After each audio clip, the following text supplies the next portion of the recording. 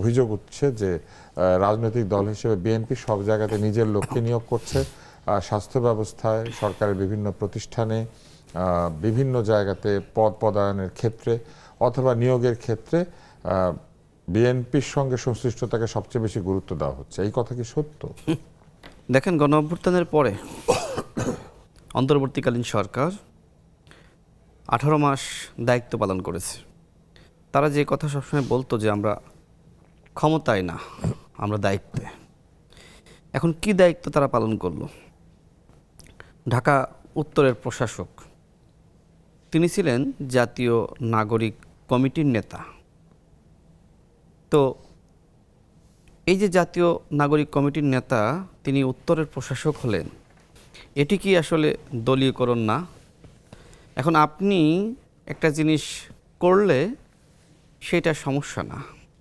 আর BNP যদি তার বিশ্বস্ত মানুষ রাষ্ট্র পরিচালনার স্বার্থে দায়িত্ব দিয়ে থাকে, সেক্ষেত্রে আপনি বলবেন দলীয়করণ। এই মুহূর্তে ক্ষমতায় রয়েছে বিএনপি, জনগণের ভোটে বিএনপি ক্ষমতায় এসেছে।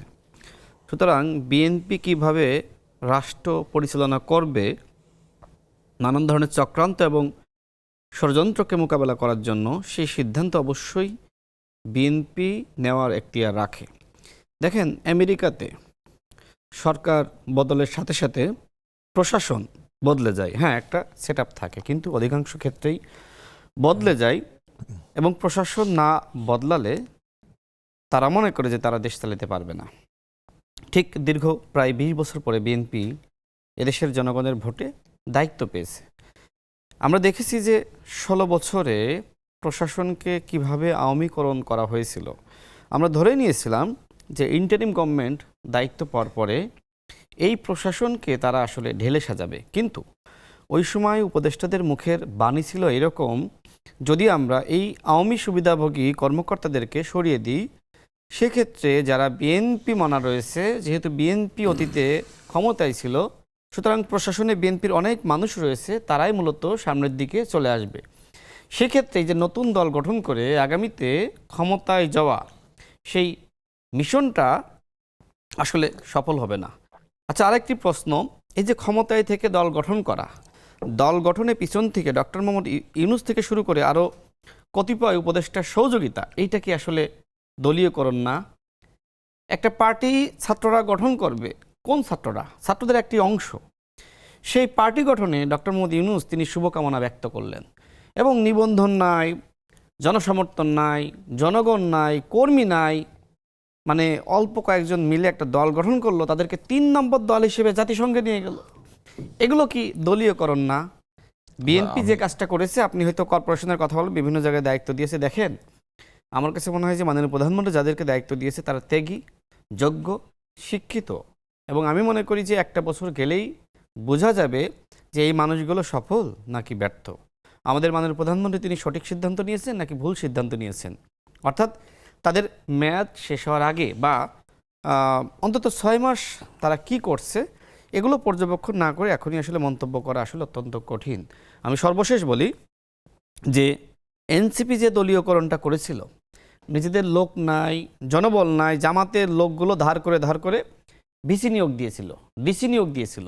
যুগান্তর সহ অসংখ্য গণমাধ্যমে নিউজ হয়েছিল কিভাবে হাসনাত এবং সার্জিস এই ডিসি নিয়োগের প্রক্রিয়ার সাথে জড়িত ছিল, এবং তাদের নিয়োজিত একজন তানভীর, যিনি এই মুহূর্তে জেলে রয়েছেন, আমাদের মাননীয় প্রধানমন্ত্রীকে অকথ্য ভাষায় গালিগালাজ এবং এনসিপি তাকে বহিষ্কার করেছে।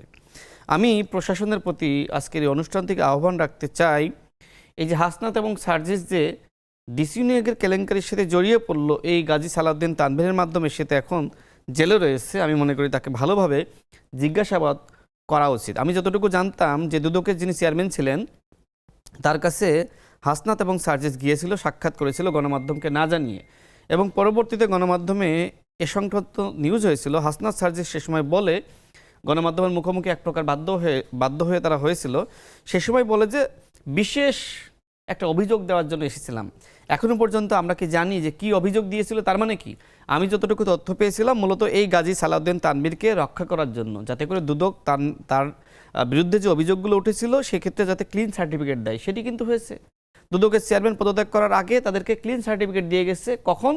বিএনপি সবেমাত্র ক্ষমতায় গিয়েছে বা দায়িত্ব নিয়েছে, দুদকের চেয়ারম্যান তখন পর্যন্ত বহাল ছিল, অর্থাৎ তিনি চেয়ারম্যান থাকা অবস্থায় যে সার্টিফিকেটটা তৈরি করেছিল সেই সার্টিফিকেটকে দেখিয়ে এখন বলা হয় যে গাজী সালাউদ্দিন তানভীর কোনো অপরাধ করে নাই।